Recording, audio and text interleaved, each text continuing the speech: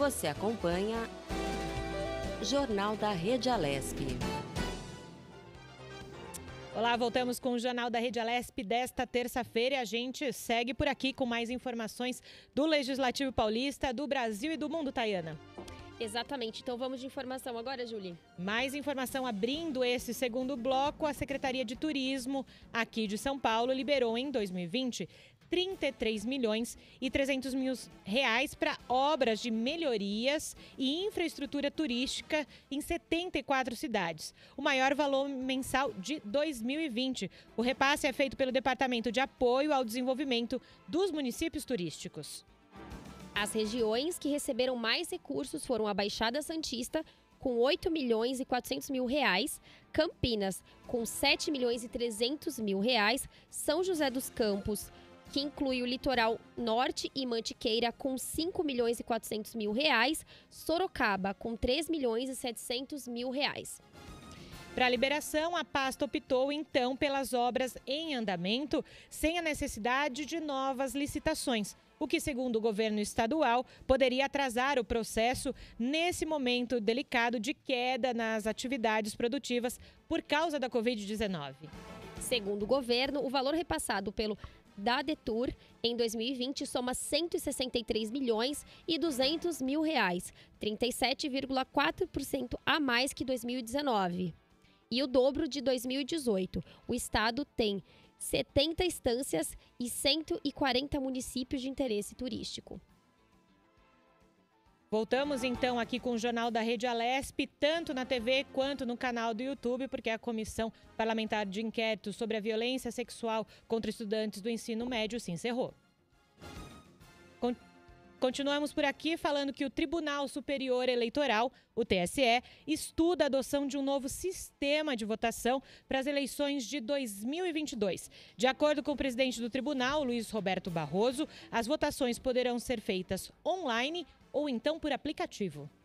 A implementação da medida, porém, depende do avanço dos estudos das propostas feitas pelas empresas privadas ao projeto Eleições do Futuro, lançado em setembro deste ano, com o objetivo de iniciar avaliações para eventuais inovações no sistema eleitoral.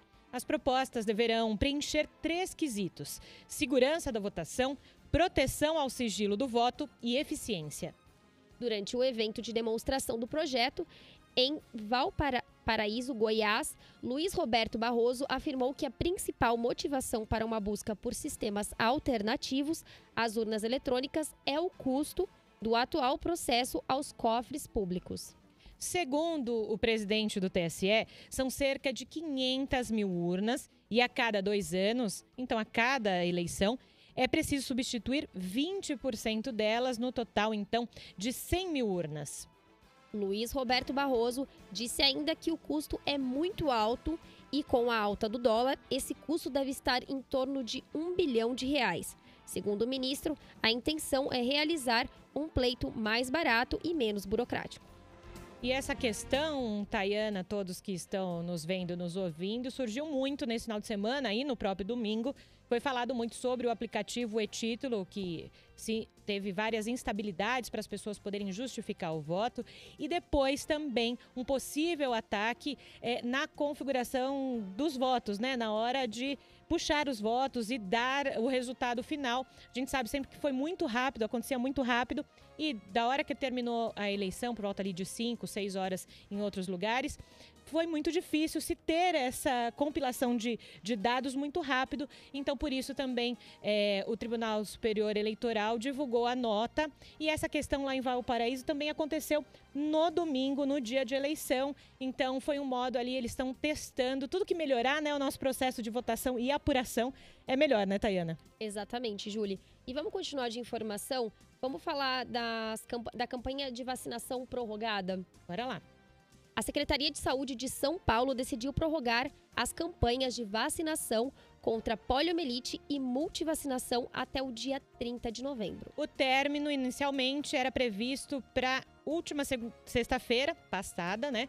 Foi estendido com a finalidade de aumentar a cobertura vacinal e a atualização das cadernetas de crianças e adolescentes. Para garantir a prevenção contra a poliomielite, a paralisia infantil, pais ou responsáveis por crianças com idade entre 1 e 5 anos devem levar os pequenos para receber a gotinha. Ainda é necessário proteger 1 milhão de crianças para alcançar 95% do público-alvo definido pela campanha, que totaliza 2 milhões e 100 mil crianças. Até o final da semana passada, apenas 1 milhão e 100 mil delas tinham sido vacinadas, atingindo uma cobertura apenas de 52,4%.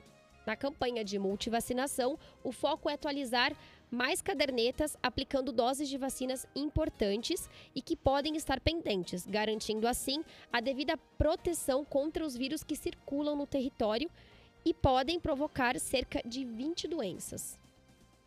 Continuando no âmbito da saúde, a Secretaria Estadual da Pasta está promovendo uma programação especial com eventos online e presenciais para estimular o debate sobre a saúde da população negra e o SUS, o Sistema Único de Saúde.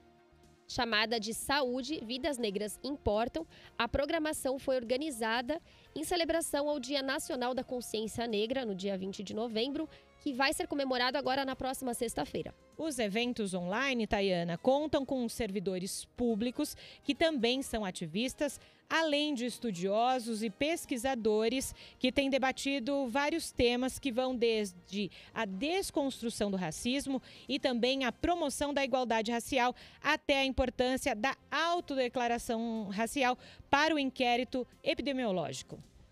Ao todo, a semana contemplará 6 eventos online, 5 ações presenciais em hospitais e uma exposição de fotos. No dia 20, o próprio secretário Jean Goranchai conduzirá uma live em que abordará a situação do negro na pandemia de Covid-19 e os riscos desta população.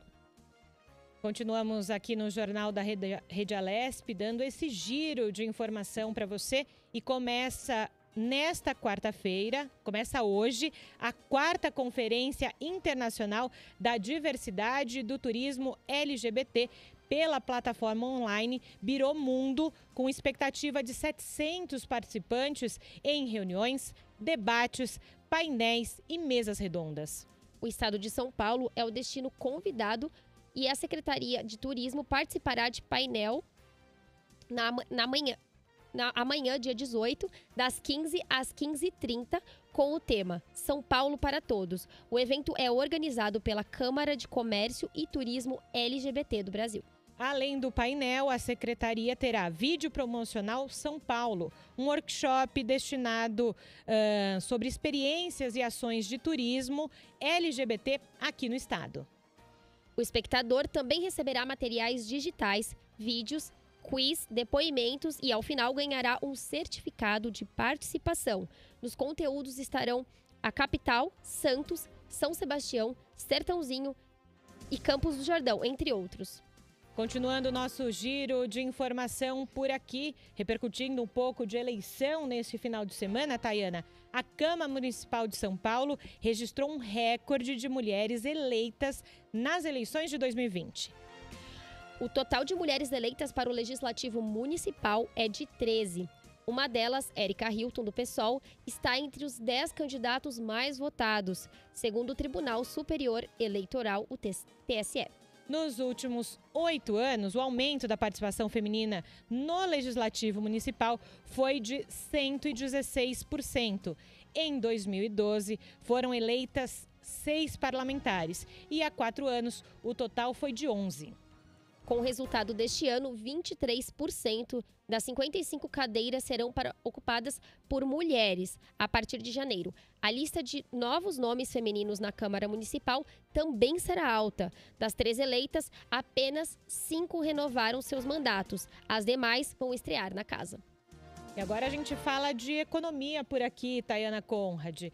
O Índice de Preços ao Consumidor, o IPC, que mede a inflação na cidade de São Paulo, subiu 1,12% na segunda quadricemana de novembro, desacelerando levemente em relação ao acréscimo de 16% registrado na primeira leitura desse mês, segundo informações da FIPE, que é a Fundação Instituto de Pesquisas Econômicas.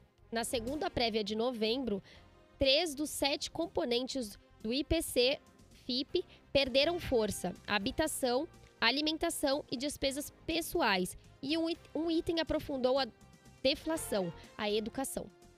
Continuando falando então de economia aqui no país e também no estado de São Paulo, o Pix, tão aguardado sistema de pagamentos e transferências instantâneas desenvolvida pelo Banco Central, começou a funcionar para todos os clientes das 762 instituições aprovadas até agora para oferecer o serviço.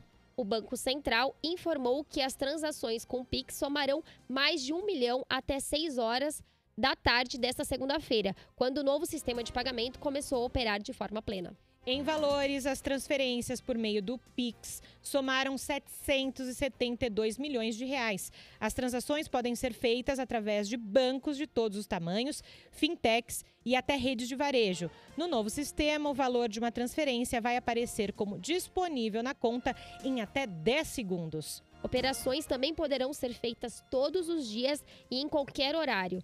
Desde o último dia 3 de novembro, o sistema vinha funcionando de forma restrita a alguns usuários. E agora, no Jornal da Rede Alesp, temos mais entrevistas por aqui. A gente conversa agora com a deputada Alessi Brandão, do PCdoB, e ela fala sobre o Dia da Consciência Negra. Boa tarde, deputada. Seja muito bem-vinda ao Jornal da Rede Alesp. Boa tarde. Deus abençoe vocês. Muito obrigada pela oportunidade. Estou com saudade aí de vocês. Nós também estamos com saudades, então, dos deputados aqui na casa. E, deputada, eu queria começar, então, esse assunto, né, tão importante. Eu queria que a senhora falasse aí da importância da consciência negra. Olha, veja bem, a gente sempre afirma e reafirma que eu estou deputada, mas eu sou artista, né, há 45 anos. E durante todo o tempo em que eu estive cantando, enfim, nos palcos da vida, né, pelo Brasil, enfim, a gente sempre colocou a importância da população negra, né, a importância do que a população negra contribuiu para a cultura, para tudo nesse país. A gente já tem histórico na nossa vida de preconceitos, né, quando era, inclusive, aluna de ginásio lá no Rio de Janeiro, Colégio Pedro II. Passei por situações de constrangimento, né, ilegal, em portaria de edifício. Então, são muitos os fatos, né, que fazem parte da minha construção em relação a essa coisa do preconceito racial. Então, para a gente não é nenhuma novidade, né, essa história de consciência negra que está sendo tão evidenciada agora, né, na mídia. Eu acho que desde o assassinato de George Floyd, as pessoas acordaram porque viram todas as manifestações que aconteceram lá nos Estados Unidos e resolveram transferir para cá. É uma coisa que aqui já acontece há muito tempo, há muitos anos, né? Negros e negras são assassinados de forma covarde, enfim. Aqui em São Paulo, inclusive, inúmeros fatos ocorreram, né, dentro das comunidades, da quebrada, da periferia, em que jovens negros, sabe, foram assassinados, vários deles, e nunca ninguém se rebelou, né? Aí, de repente, foi necessário, infelizmente, que acontecesse a questão George Floyd, para as pessoas passarem a dar uma evidência maior na discriminação que existe em relação à população negra. Quer dizer, o Dia da Consciência Negra, que é o dia 20 de novembro, que é o dia de Zumbi, né, é uma coisa que já vem acontecendo há muitos anos. Eu até reclamava, porque eu achava que o Dia do Negro tinha que ser todos os dias. Ele faz parte da história desse país. Mas a sociedade brasileira, como todo mundo sabe, é uma sociedade racista. O Brasil é um país racista. Então a gente entende que, pelo menos em novembro, né, que é o mês da consciência negra, as pessoas trazem sempre esse assunto para a pauta com destaque. Justamente, deputada, sobre essa questão que a senhora falou no final da sua fala agora, né? No mês de novembro se fica mais evidenciada essa discussão sobre consciência negra, sobre racismo, mas é preciso falar disso todos os dias. A senhora também comentou sobre uma questão lá com o George Floyd nos Estados Unidos, reverberou tão forte em outros países e aqui no Brasil. Mas a gente precisa olhar para a gente mais, né? Com certeza. Haja vista, até eu vou dar um exemplo a vocês que são da comunicação, o que aconteceu com a TV? Até a TV descobriu que tinha profissionais, né, mulheres negras de qualidade, de capacidade, nunca tinham feito um programa, né, especial com mulheres negras jornalistas. Então foi preciso que acontecesse isso. Uma emissora fez esse programa, aí um assinante falou o seguinte: gente, mas só tem branco falando sobre essa situação, a pauta é negra. Aí a outra TV descobriu que tinham negras jornalistas e tal, e reuniu todo mundo. O programa foi tão forte que ele acabou alterando a programação da emissora. E entrou um programa, acabou entrando outro, para poder mostrar que temos negras inteligentes, capazes, né, sábias, e que deram assim uma aula fantástica sobre a questão do racismo no Brasil. Deputada, falando então sobre evidenciar as mulheres negras, né? Falando sobre... A senhora está como deputada, a senhora disse, né? Mas a senhora é uma artista... Eu estou deputada, eu não sou deputada, eu sou artista, eu sempre falo isso. Isso, e a senhora fala justamente sobre essa questão artística, né? Da senhora, mas a senhora está... como deputada, está na política. Então, eu gostaria que a senhora repercutisse um pouquinho com a gente sobre a questão da mulher negra na política. Qual que é a visão da senhora? Se melhorou dos últimos anos para cá ou ainda é preciso mais? Eu posso dizer a você que eu estou, assim, muito feliz, né, no dia de hoje. Nós tivemos aqui uma primeira parte da eleição municipal, né, e, felizmente, a gente percebe que, pelo menos, né, teve mais uma negra diferente nessa história toda. E eu estou me referindo aí a Érica Hilton, que é uma pessoa que era do coletivo da deputada, minha querida Mônica Seixas, que é do PSOL, né? Ela fez parte da equipe da bancada ativista, e hoje Érica Hilton, trans, uma das mais votadas, acho que é a quinta ou sexta mais votada da Câmara Municipal de São Paulo. Então isso para mim é um grande avanço.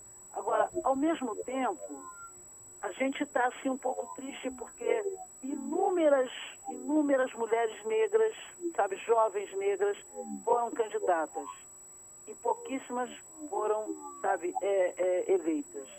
O que prova que ainda precisamos que haja mais atenção na questão a visibilidade, né? Inclusive a questão de coordenação partidária, de recurso, né? Fundos, para que essas moças tenham mais estrutura para que elas possam fazer as suas campanhas. Porque a gente sabe perfeitamente, não é novidade nenhuma que eu vou dizer, que hoje você tem que ter estrutura financeira, sabe, os partidos que têm dinheiro, que têm condição de poder, sabe, fazer uma campanha com musculatura, eles teriam que dar mais condições para essas candidatas. Acho que nós teríamos que ter um resultado muito maior de mulheres negras na questão municipal, porque foram muitas candidatas esse ano que concorreram. E poucas foram as que conseguiram ser eleitas, por falta de recurso mesmo. E, deputada, a gente tem aqui uma outra questão, né, sobre a questão de representatividade. A senhora falou agora há pouco da Érica Hilton, que tem uma atuação aqui no Legislativo Paulista bem forte. Temos também a Érica Malunguinho aqui no Parlamento, a senhora. O quanto para essas mulheres ter alguém representada como elas é importante não só na política, mas nas outras esferas? Olha, veja bem, eu vou bater no peito aqui com muita tranquilidade, com muita humildade, porque, por exemplo, Érica Malunguinho, quando estava pensando em ser candidata, a gente se encontrou e ela falou: como é que é, Alice, ser a segunda mulher negra na Assembleia Legislativa? Que todo mundo sabe que eu sou a segunda. A primeira foi a doutora Teodosina, nos anos 70. Eu fui a segunda em 2010. Né? Ou seja, 40 anos depois, entra uma mulher negra na Assembleia. E a gente foi referência, sim, para que outras meninas também, que eu sou uma senhora, na verdade, outras meninas, né, se animassem, nos tivessem como referência e que entrassem. Então, esse número vai aumentando e é importante, negras estiverem nessa representação e cuidarem de várias pautas referentes das mulheres, que a gente não cuida só da pauta de ser candidata ou não, a gente cuida da pauta de ter espaço para mulheres negras em todos os lugares, né? Em empresas, em destaques, sabe, de tudo que acontece na sociedade brasileira. Ou seja, os negros têm que ter mais visibilidade. E quanto mais pessoas você tiver no setor de poder, isso é fantástico, só vai dar progresso, com certeza. Haja vista, muita coisa vai acontecer esse ano, né, em relação à população negra, por causa dessa visibilidade que começou a acontecer aí, nos últimos tempos. A mídia começou a falar do negro, a publicidade começou a mostrar mais as caras negras. Então, tudo isso a gente observa. Eu nunca vi tanto comercial na TV com a presença de negras e negros como eu tenho visto ultimamente. Deputada, nessa semana, então, da consciência negra, é impossível a gente não falar, né, que cresceu aí no primeiro semestre o número de homicídios em mulheres negras. Então, a gente sabe que as maiores vítimas aí de violência são as mulheres negras. E a gente falando aí de mulheres negras na política, e mulheres também, cresceu o número de mulheres na política. Exatamente. A gente pode falar, é muito importante, né, políticas públicas, então, com relação a isso, mas o que o parlamento ainda pode fazer para ajudar a diminuir esse número de violência contra a mulher negra? É uma coisa que já tem acontecido, inclusive, depois também da entrada, né, de Érica, de Mônica, enfim. Tudo isso mostrou dentro do parlamento que qualquer assunto que se refira à questão de genocídio da juventude negra, feminicídio, sabe, a perseguição da polícia, né, a polícia não só paulista, mas a polícia brasileira tem em relação a ter um negro como elemento de desconfiança, a gente sempre colocou dentro do plenário, lá no púlpito, na hora dos discursos, na hora dos encaminhamentos, esse assunto está sempre presente. Até porque vocês sabem que hoje a Assembleia Legislativa de São Paulo, ela tem um número muito grande de policiais, de militares, né, de todas as Forças Armadas, enfim. Os militares também ocuparam o poder mais, né? Então, o que a gente sempre chama a atenção é de mudar a política da Secretaria de Segurança para que tantas mulheres e negros não sejam assassinados como tem sido. Isso é uma coisa que a gente está sempre trazendo para a discussão dentro do plenário. Há até um posicionamento de deputados que são militares, que ficam falando que a gente só quer atingir a polícia, que não tem nada a ver, porque quando o elemento é nocivo, que tem que exterminar, tem que balear, enfim. Mas a gente sabe que não é só isso, não. A gente sabe que o negro e a negra, eles são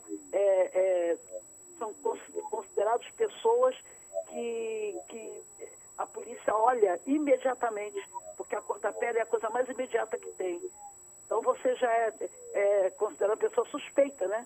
Quando você está aí na rua, em qualquer lugar.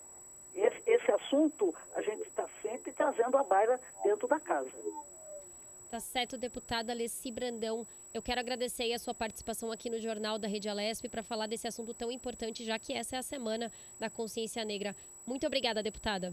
Obrigada a vocês, Deus abençoe, bom trabalho aí. Muito obrigada. Obrigada, deputada. E a gente termina essa entrevista com a deputada e já emenda em outra entrevista muito importante aqui no Jornal da Rede Alesp. A gente recebe agora a secretária de Desenvolvimento Econômico aqui do Estado de São Paulo, a Patrícia Ellen, e a gente vai falar sobre a construção de novas ETECs e FATECs aqui no Estado. Boa tarde, secretária. Seja muito bem-vinda ao Jornal da Rede Alesp. Boa tarde a todos vocês da Rede Alesp e também a todos que estão nos acompanhando nesse momento. Muito obrigada pela oportunidade de estar aqui com vocês hoje, falando de um investimento tão importante do Estado de São Paulo, que é exatamente em educação de qualidade para todos e para todas. Desde a conversa anterior, acho que a gente está falando aqui de trazer oportunidades para todos e para todas, e que o CEP não defina mais o destino das pessoas. Então, é um investimento muito importante que estamos celebrando neste momento. Secretária, o Estado vai investir 86 milhões em ETECs e FATECs do Estado. Como esses investimentos serão aplicados? Exatamente. Então, o governo de São Paulo, através aqui de uma decisão do governador João Dória, por meio da Secretaria de Desenvolvimento Econômico e do Centro Paula Souza, anunciou na semana passada investimentos em obras e reformas de 18 ETECs e 5 FATECs em 13 municípios. Esse investimento será realizado agora, a partir de agora, entre 2020 até o final de 2021. E, secretária, quais cidades, então, serão beneficiadas nesse momento com esse investimento? Nós temos aqui 13 municípios sendo beneficiados. Do valor total, nós temos 57.823.000 aplicados a obras de construção de novas unidades, 2 ETECs que serão implantadas nos municípios de Cravinhos e Sumaré, 2 FATECs que serão implantadas no município de Rio Claro e Suzano. Além disso, nós temos 28.474.000 que serão destinados a obras de reformas e adequação de 16 ETECs e 3 FATECs. E os municípios que serão beneficiados, na verdade, essas reformas, em muitos casos, são quase construções de ETECs novas, veja pelo valor, né? Então, os municípios que serão beneficiados são Bauru, Carapicuíba, em Carapicuíba é uma ETEC e uma FATEC, Espírito Santo do Pinhal, Jundiaí, Limeira, Mauá, Piracicaba, Rio Claro, Santa Fé do Sul, São José dos Campos, também com uma ETEC e uma FATEC, eu vou fazer uma visita lá, inclusive, amanhã, e São Paulo, com 8 ETECs. E, secretária, qual é o objetivo, então, dessa iniciativa? Bom, com essa iniciativa, nós mantemos e honramos o compromisso do governador João Dória de triplicar o acesso ao ensino técnico para os jovens do ensino médio. Além disso, viabilizar oportunidades de emprego e renda para a população, incluindo também adultos e idosos, através da qualificação profissional. Com essas reformas e novas unidades, nós vamos alcançar 300 unidades em todo o estado de São Paulo, ampliando ainda mais a oferta de formação profissional aos jovens e adultos que buscam oportunidades. Nós também fizemos um trabalho diferenciado desta vez para a organização do currículo, escolha dos cursos que serão oferecidos nas ETECs e FATECs, de acordo com o interesse da população da região e as oportunidades de empregabilidade. E a senhora é secretária, então, de Desenvolvimento Econômico, e quando a gente fala desse investimento em escolas técnicas, em faculdades de tecnologia, também estamos falando em giro de economia, em colocar esses profissionais para a área de trabalho. Como nesse momento de pandemia que a gente vive, essas construções de ETECs e FATECs podem auxiliar, então, nessa retomada econômica?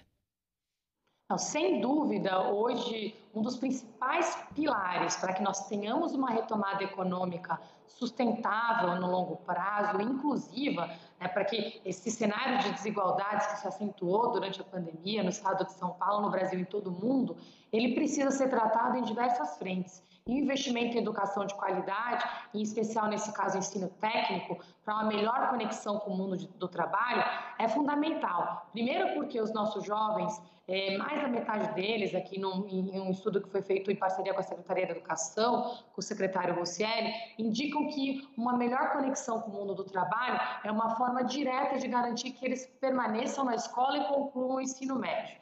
Além disso, nós estamos verificando que com a dificuldade das empresas que agora estão retomando rapidamente, a gente precisa garantir que as pessoas empregadas entreguem então uma melhor produtividade, e a qualidade de mão de obra é crítica para dar chance para as pessoas ocuparem as vagas disponíveis. Vou dar um exemplo de um setor específico, que é o setor de tecnologia.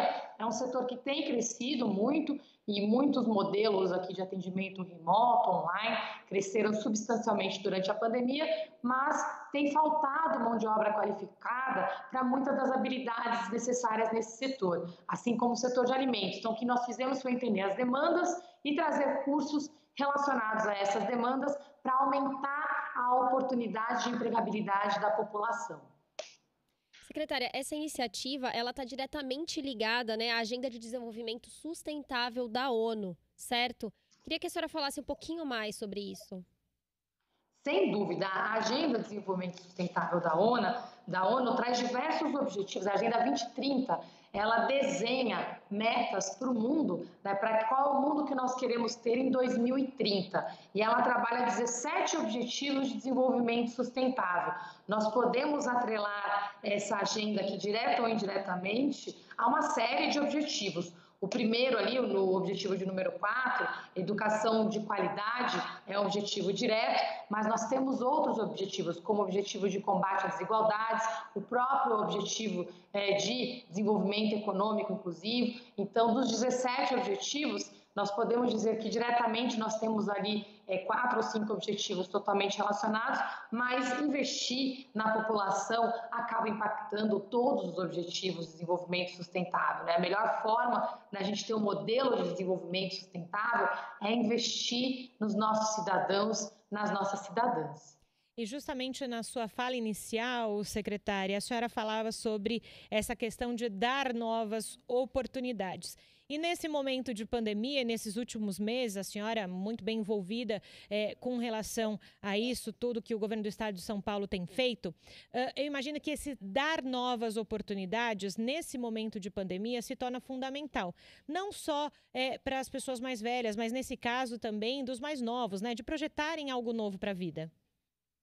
Sem dúvida, acho que o governador João Dória tem dito uma frase aqui que crise se vence com trabalho, emprego e renda, né? E nós temos aqui um desafio grande pela frente, que é exatamente devolver aos nossos jovens o direito de sonhar. Nossos jovens meninos, meninas, negras da periferia, né? Eu vi na minha vida, na minha trajetória pessoal, como a educação, acesso à educação de qualidade transformou a minha vida. É inaceitável que em pleno século XXI o CEP de uma pessoa determine o seu destino. E isso só vai mudar com investimento em educação de qualidade numa escala nunca vista. No estado de São Paulo esse ano nós demos grandes passos.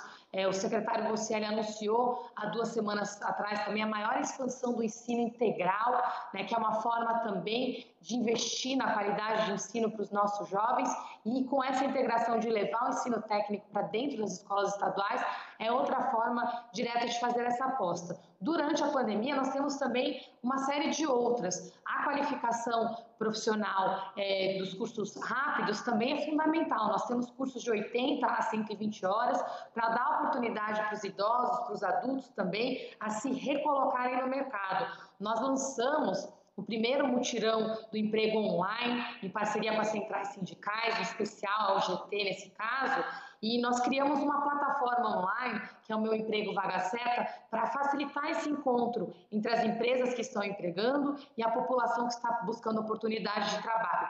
Nós conseguimos oferecer 12 mil vagas de emprego em todo o estado de São Paulo e tivemos em 72 horas 300 mil pessoas cadastradas buscando novas oportunidades.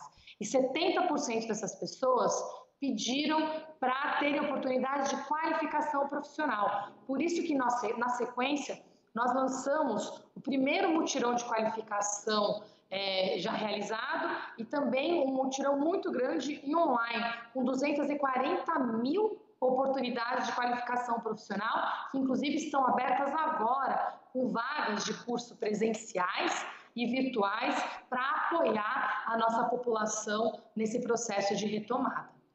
E eu imagino, secretária, que nesse ano de 2020 tivemos grandes desafios para os gestores públicos, né? A senhora, como secretária, para a senhora, qual foi o maior desafio? Ou está sendo, né? O maior desafio para o gestor público é exatamente escolher um caminho, né, um caminho de uma gestão baseada em dados, evidências, o compromisso com transparência para a população e tomar as decisões que protejam vidas, que respeitem a ciência e que compartilhem esses dados com a população o tempo todo. Uma vez que a gente toma essa decisão, o desafio é exatamente dar tempo ao tempo e mostrar, assim, somente com o tempo que as pessoas vão ver a coerência das decisões e dos resultados.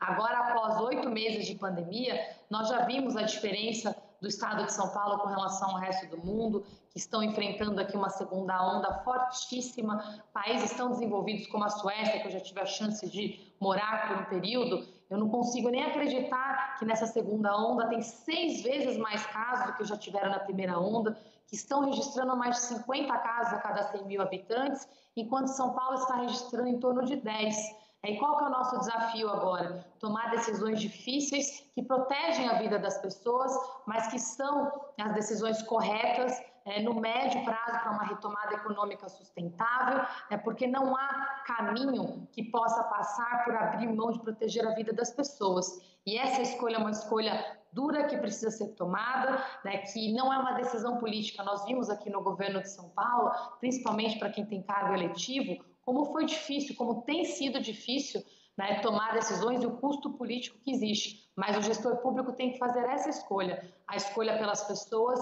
pelas vidas, custe o que custar. Agora, secretária, a gente sabe aí da importância dessas ETECs e dessas FATECs para as famílias, para os jovens. É realmente uma oportunidade única que esses jovens têm de se preparar aí para o mercado de trabalho. Então, quantos jovens, quantos adultos serão impactados com esse investimento do governo?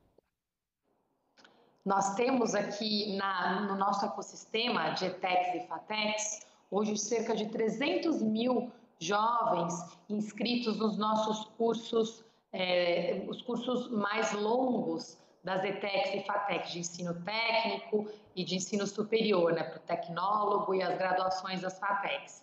Nos cursos rápidos, somente esse ano, nós já rodamos mais de 300 mil qualificações profissionais diretamente nas ETECs e FATECs e outras 500 mil através de parceiros. Então, esse ano, como um exemplo, nós já impactamos cerca de 1 milhão de pessoas através dos programas diretamente das ETECs e FATECs e também através dos programas de empreendedorismo que fazemos em parceria entre ETECs e FATECs, Sebrae e outros parceiros.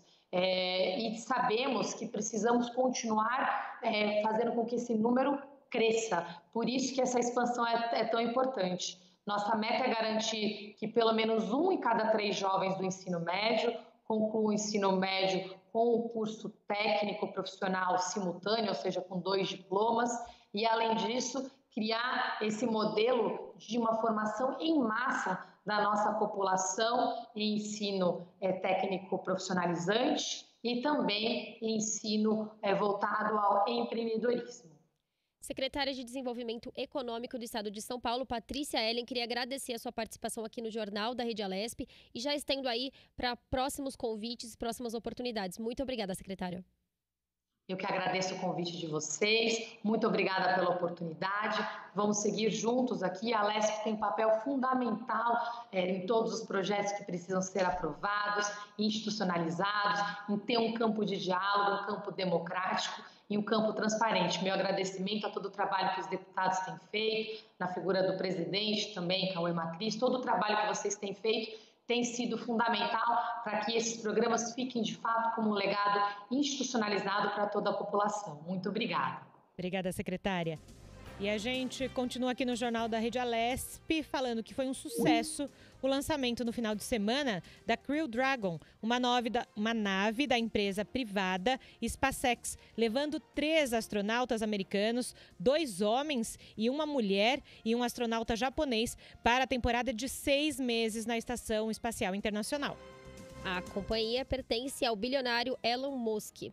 Essa é a segunda vez que a SpaceX leva os astronautas ao espaço, mas o lançamento de maio é considerado um teste bem sucedido, aliás. Desde 2011, Tayana, com o fim do programa de ônibus espaciais, a NASA dependia de veículos estrangeiros para suas missões no espaço. 2 curiosidades sobre essa missão. Ela leva o primeiro tripulante negro dos Estados Unidos para a Estação Espacial Internacional, o piloto da Marinha Victor Glover, desde que a estação entrou em funcionamento há 20 anos. A outra curiosidade é que, com a chegada de novos 4 tripulantes, a Estação Espacial Internacional vai ficar com 7 tripulantes, acima da capacidade de 6 dormitórios. Alguém terá que dormir na cápsula espacial. Acho que não vai ser problema. Eles Acredito que estão não. preparados, gostam disso, né? Bem interessante. A gente sempre vê, na verdade, seriados, filmes sobre o espaço, né? E eu acho sensacional quem se predispõe e estuda tanto para ir para o espaço, Tayana. Exatamente, Júlia. Seguimos aqui no Jornal da Rede Alesp com mais entrevista por aqui. Já já a gente tem mais entrevista por aqui, Tayana. Então a gente vai falar um pouquinho mais sobre o Tribunal Superior Eleitoral, o TSE. A gente deu essa notícia no início. A gente vai reforçar então para você que está em casa essa notícia, até porque estamos em momento eleitoral, né? Daqui a pouco em muitas cidades temos o segundo turno ainda em novembro desse ano. Então, o Tribunal Superior Eleitoral, o TSE, vai estudar uma adoção de um novo sistema de votação para as eleições de 2022. Quem disse isso foi o presidente do tribunal, Luiz Roberto Barroso, e as votações poderão ser feitas online ou por aplicativo. Agora sim, Júlia, a gente vai de entrevista.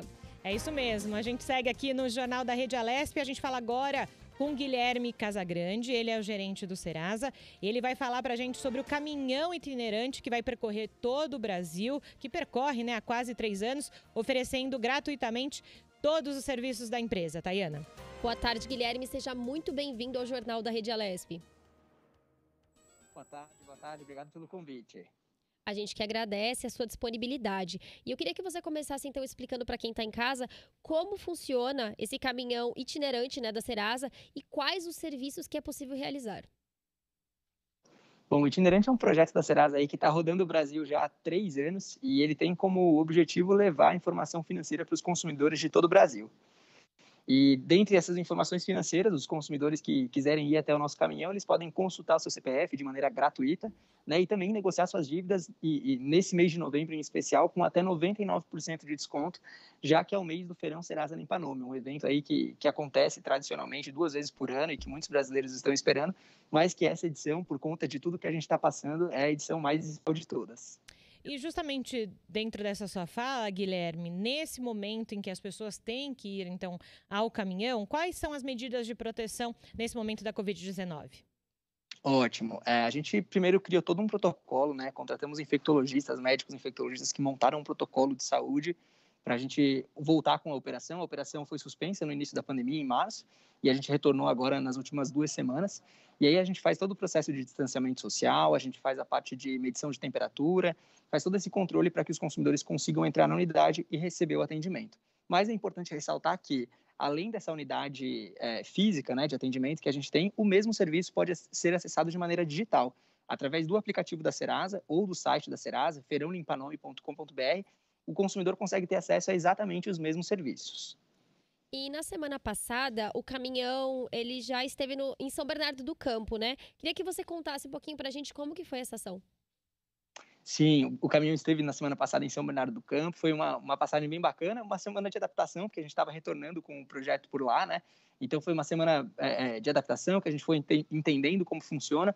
Os números também foram um pouco menores de consumidores atendidos, por conta também de toda a questão de distanciamento social e tudo mais, mas uma bela quantidade de consumidores da cidade conseguiram ter acesso aos serviços e negociar suas dívidas. Vocês continuam, então, no ABC Paulista do dia 17, então hoje até o dia 21, o caminhão estará em Diadema das 8 da manhã às 6 da tarde. Como vai funcionar, então, essa semana por lá? Isso, exatamente. A gente fica até o dia 21 de novembro no estacionamento do Mercado Extra Piraporinha, com atendimento disponível, sem intervalo ao meio-dia. Então, os consumidores que quiserem ir até lá no seu horário do almoço, né? Hoje a gente já está aí nesse período, mas se quiserem ir nos próximos dias, a gente está com a equipe totalmente à disposição. Reforço que com todos os cuidados aí contra a Covid, protegendo todo mundo e cuidando de todo mundo, e é um serviço 100% gratuito. E o atendimento, ele é feito com algum agendamento? Você já disse que ele é feito online também. Mas para quem prefere ainda ir de forma presencial, precisa fazer algum agendamento ou o atendimento é por ordem de chegada? O atendimento é por ordem de chegada. A gente tem uma equipe que está coordenando o evento e que está tomando todos os cuidados com a questão de distanciamento social e toda a parte de triagem antes de cada consumidor entrar na unidade, né? Mas é por ordem de chegada. Então, a gente tem todo o protocolo desenvolvido, todo o procedimento desenvolvido, basta o consumidor ir até a unidade com o documento com foto, para ter acesso a todos os serviços. Agora, Guilherme, as agências da Serasa, elas continuam fechadas para atendimento presencial, correto? Então, passa para a gente o serviço de como essas pessoas, fora desse feirão, né, da Serasa, podem acessar os serviços de vocês. Ótimo. Por conta do Covid, a gente está com as agências fechadas ainda em todo o Brasil, mas temos os canais digitais, então feirãolimpanome.com.br é o nosso site para quem quiser acessar e verificar todas as ofertas aí. São ofertas com até 99% de desconto e 10 milhões de ofertas com valor de até R$50, então são ofertas realmente muito boas e algo que a gente nunca tinha conseguido na história, justamente por esse momento que a gente está passando. A gente quer realmente criar um país sem dívidas aí. E aí, o nosso aplicativo, que também é tradicional, as pessoas podem baixar, tanto em Android quanto em iOS. É uma logo cor-de-rosa com um S branco, não tem erro. Tem um canal no WhatsApp também, basta acessar as redes sociais da Serasa aí, que o pessoal consegue encontrar o nosso número por WhatsApp e negociar as dívidas por WhatsApp. Para quem não se sente seguro fazendo por WhatsApp ou pelos canais digitais, a gente tem agora um 0800, então você liga no 0800 e conversa com um atendente que te dá todas as informações, te ajuda nesse processo de renegociação de dívida. E para as pessoas que querem fazer o contato físico, mas que não estão em Diadema e gostariam de estar aproveitando esse momento muito especial, né, para renegociar suas dívidas, a gente tem uma parceria com as agências dos Correios. Mais de 7 mil agências dos Correios em todo o Brasil estão junto com a gente nessa missão aí de tornar o Brasil um país sem dívidas e participando do Feirão Serasa Limpanome. Basta os consumidores irem até as agências com um documento com foto e ter acesso ao serviço de consulta e de negociação de dívida. Guilherme, você falou há pouco que lá na primeira experiência, semana passada, em São Bernardo do Campo, o número de pessoas foi menor, talvez, do que o esperado, até por esse momento de transição, das pessoas ainda terem receio com relação à pandemia da Covid-19. A projeção da Serasa para os próximos caminhões, inclusive esse que está em Diadema, qual que é a previsão? Que vocês consigam atingir algum número específico? E se você puder depois passar para a gente, nas próximas semanas, os locais onde o caminhão estará, se é que já tem essa definição. Então, a gente não tem essa definição ainda, a gente está fazendo tudo com muita cautela, com muito cuidado. Esse processo de estacionar o caminhão nas cidades é um processo que a gente faz junto com as prefeituras, então não é algo que depende só da gente, a gente precisa da liberação do município e a gente está muito junto com a Secretaria de Saúde, fazendo monitoramento de número de casos em cada cidade, de ocupação de UTI. Então, existe uma preocupação muito grande da empresa antes de colocar o projeto na cidade, então não é qualquer cidade que pode receber o caminhão nesse momento. A gente está recebendo nas redes sociais muita gente dizendo, nossa, traz o caminhão para minha cidade, eu quero muito aproveitar essa oportunidade. Infelizmente, por conta da pandemia, a gente está seguindo uma série de protocolos e de restrições aí, e a gente tem uma preocupação muito grande para estar levando o projeto para dentro dessas cidades. De fato, os números agora são menores e a gente está preparado para esses números menores, né? Mas dentro dessa menor quantidade, a gente quer atender o maior número de pessoas possível. Então, quem se sentir seguro, né? A gente reforça que os canais digitais são a melhor opção. Então, quem quiser fazer pelo aplicativo, quem quiser fazer pelo site, por favor, sinta-se à vontade para fazer isso. Mas, se quiser aproveitar o momento, e a gente entende que é um momento muito importante, o caminhão está disponível com uma equipe totalmente treinada e preparada para receber os consumidores. Agora, Guilherme, Quanto às próximas cidades... desculpa. Não, pode falar. Quanto às próximas cidades, a gente não tem a confirmação ainda, é uma confirmação que ocorre muito de maneira imediata. Geralmente, no final dessa semana, a gente vai saber aonde a gente vai conseguir estacionar a unidade na semana que vem, e aí a gente consegue confirmar isso para todo mundo. Agora, Guilherme, não sei se você tem aí algum número para passar para a gente de quantas pessoas, se existe um balanço aí de quantas pessoas estão negativadas nesse momento. A gente sabe que esse ano foi um ano atípico, um ano que bagunçou um pouquinho aí a vida do brasileiro quanto às contas, né? Sim, a gente está aí chegando à casa de 63 milhões de pessoas inadimplentes no nosso país. É um número bastante alto, né? E aqui no estado de São Paulo, a gente tem pelo menos 15 milhões de pessoas. Então, o estado de São Paulo aí é o estado com o que representa a maior quantidade de pessoas, pelo menos 1/4 das pessoas negativadas do país, estão aqui no estado de São Paulo. Então, a gente entende que é muito importante a gente ter iniciativas aqui, né, no nosso estado, porque é o estado que precisa de mais atenção nesse sentido, né? Mas, sem dúvida, a pandemia contribuiu muito para esse sentido, para esse cenário. E o nosso objetivo com todas essas iniciativas agora e a parceria com as empresas que estão com a gente nesse momento é para justamente a gente conseguir ajudar essas pessoas. Por outro lado, Guilherme, no aplicativo da Serasa, a gente tem simulação de crédito, né, com o Serasa Ecred, né, justamente. Você tem algum número que possa passar para a gente de quantas pessoas usaram essa questão, não só o aplicativo, né, mas justamente esse crédito, né, pediram crédito, porque também é uma preocupação, né, quem pede crédito se consegue pagar. Exato. O nosso propósito na Serasa, a gente fala que o nosso propósito é crédito para todos. Então, a gente tem uma jornada, né? O consumidor, ele passa por uma jornada. Ele consegue acessar as informações financeiras dele, ele consegue renegociar a dívida. A partir do momento que ele não tem mais nenhuma restrição no nome dele, que ele tem uma boa pontuação de crédito, que é o que a gente chama de Serasa Score, ele pode acessar crédito novamente. E aí a gente tem o Serasa Cred, que é a nossa plataforma de tomada de crédito, onde a gente consegue proporcionar empréstimos e tomadas de cartão de crédito através dessa plataforma. E um número gigante, eu não consigo precisar para você agora a quantidade, mas foram milhões de pessoas que conseguiram fazer comparações de empréstimos e pelo menos milhares de pessoas que conseguiram tomar cartão de crédito e empréstimos durante esse período de pandemia, com os parceiros também que fazem parte com a gente dessa plataforma. Então, a gente também tem várias regras que foram flexibilizadas nesse sentido do serviço para dar acesso a crédito com mais facilidade para todos os consumidores nesse momento. Perfeito, Guilherme. Guilherme Casagrande, gerente da Serasa, falando para a gente também dessa questão de limpar o nome, que a gente sabe o quanto o brasileiro, nesse momento de pandemia, tem essa necessidade. Então, Guilherme, obrigada aqui pela sua contribuição e prestação de serviço. Imagina, Inês, obrigado a vocês pelo convite, viu? Obrigado pelo espaço. Até mais. Tchau, tchau. Perfeito. Sempre trazendo aqui no Jornal da Rede Alesp, né, Tayana? Informação de qualidade e prestação de serviço. Essa é a nossa função aqui no Jornal da Rede Alesp, repercutindo questões importantes. Então, para você que está em casa, é importante, então, se tem alguma dívida, quer limpar o nome, faz aí o que o Guilherme contou para a gente. E agora nós temos repórter no Skype, Tayana. Exatamente, a gente está trazendo de volta aí, então, o nosso repórter Luciano Teixeira. E agora, boa tarde, Luciano.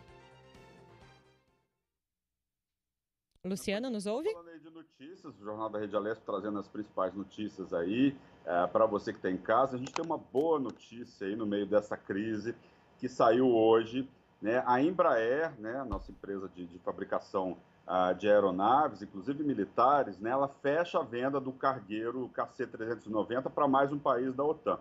A Hungria vai pagar 300 milhões de dólares, algo aí em torno de 1 bilhão e 600 milhões de reais, por 2 aviões, né? A empresa já havia exportado para Portugal. A Embraer fechou essa venda de 2 unidades da sua principal aposta no mercado de defesa, que é o avião de transporte multimissão KC-390 Millennium para a Hungria. Um negócio, como eu falei, 1,62 bilhão no câmbio de hoje, é estratégico, porque já é a segunda nação integrante da OTAN, que é a Aliança Militar Ocidental, a comprar o avião. A notícia também traz um alívio para os brasileiros que tiveram fortes perdas, né, na aviação comercial com a pandemia do novo coronavírus e foram obrigados aí a fazer demissões. Você que está em São José dos Campos aí, né, que é uma das sedes da Embraer, né, quer dizer, é uma boa notícia aí para o mercado da região com essa compra, né? O cancelamento da venda das linhas de jatos regionais para a Boeing, por iniciativa dos americanos, né, aquela parceria da Boeing com a Embraer, né, também afetou o desempenho da empresa nesse ano. Os húngaros compraram a versão do avião com capacidade de reabastecimento aéreo e, por isso, a designação KC-390, né, e o pacote inclui treinamento de pilotos, técnicos e suporte. A empresa brasileira vai transferir tecnologia também para a empresa húngara. Outro cliente da OTAN atendido pelo modelo é Portugal, que comprou as 5 unidades do KC-390 ao custo de 827 milhões de euros, o que dá 5 bilhões e 320 milhões de reais. Temos mais tempo ainda? Dá para falar mais da notícia ainda? Ou já estamos perto da coletiva ou do fim do jornal? Temos sim, Luciano. Pode continuar dando suas informações. Tá bom.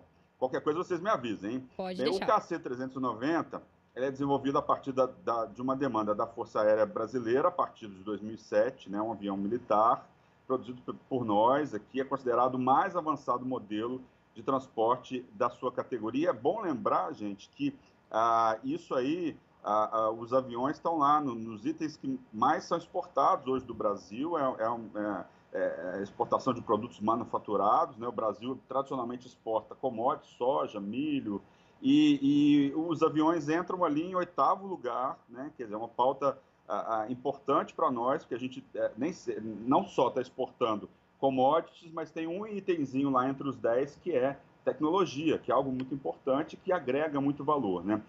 O jato da Embraer ele leva até 26 toneladas de carga e aí coloca em competição direta com o Hércules, né? Que é um avião americano. E é o principal concorrente da Embraer. E aí, com essa venda para esses dois países, os mercados da OTAN e da União Europeia são potenciais para a Embraer, né? Além da Hungria e Portugal, outros países podem comprar. E aí os europeus estão pensando em integrar uma rede única de cargueiros e aviões de reabastecimento. E aí o KC-390 pode ser uma opção aí para os europeus, né? E uma excelente notícia para quem trabalha na Embraer, para a região ali de São José dos Campos e até para São Paulo também, para todo o estado de São Paulo. É uma excelente notícia. Eu tenho mais uma notícia aqui, rapidinho, que é leis aprovadas pela Alesp que asseguram direitos fundamentais a pessoas com deficiência, né? Na área de educação, o Parlamento Paulista se preocupa, ao menos desde a década de 50, com a garantia do direito à educação das pessoas com deficiência. Teve lei lá aprovada em 1952, que determinaram o acompanhamento médico de alunos de todas as escolas primárias, né? No transporte, as empresas de transporte coletivo intermunicipal tiveram que permitir a entrada pela porta da frente de usuários, pessoas com deficiência física, né? Esse direito foi garantido aí pela lei número 5869, de 87. E aí, agora nos anos 2000, aprovou a lei número 17, número 173, pessoas com alguma limitação física ou mental puderam desembarcar fora dos pontos de paradas regulares do transporte metropolitano entre 10 da noite e 5 horas da manhã. Em relação à habitação, né, foi aprovado aí o projeto de lei número 10.844, que estipulou 7% a quantidade mínima de apartamentos, casas ou terrenos comercializados que devem ser destinados a pessoas com limitações graves ou famílias que tenham um integrante aí nessa condição. Temos aqui outras leis em relação à acessibilidade. É uma reportagem que está no site da Assembleia Legislativa que faz um levantamento aí dos projetos de acessibilidade que beneficiaram a população. Se você quiser, vai lá no Google, Alesp Notícias, você vai ver um pouco mais de como a Alesp tem trabalhado na aprovação de leis aí que tem ajudado a população com deficiência no estado de São Paulo. Julie e Tayana. Perfeito, esse é o repórter Luciano Teixeira, trazendo informações importantes aqui da sociedade, de economia para o Brasil e também aqui do Parlamento Paulista. Obrigada, Luciano. Bom trabalho aí na sequência. Obrigada, Luciano. Obrigado boa tarde. a vocês. Bom fim de jornal. E a gente, então, vai encerrando o Jornal da Rede Alesp, né? Tudo que você precisa saber sobre o Legislativo Paulista. Lembrando, é importante a interatividade. Se você quer dar alguma sugestão aqui pra gente, algum tema, algum assunto que ficou na dúvida, quer saber mais, liga pra gente ou manda um WhatsApp no nosso número 11 99 232 5950. Deixa sua mensagem por lá. E outra coisa muito importante, né, Julie? Não vamos esquecer dos cuidados, então. Quem puder ainda, fique em casa. Quem não puder, quando for sair de casa, mantenha aí os cuidados do álcool em gel e da máscara. É isso mesmo. Por hoje é só. Uma boa tarde a todos. E a gente volta amanhã aqui no Jornal da Rede Alesp. Tchau. Até amanhã. Tchau, tchau.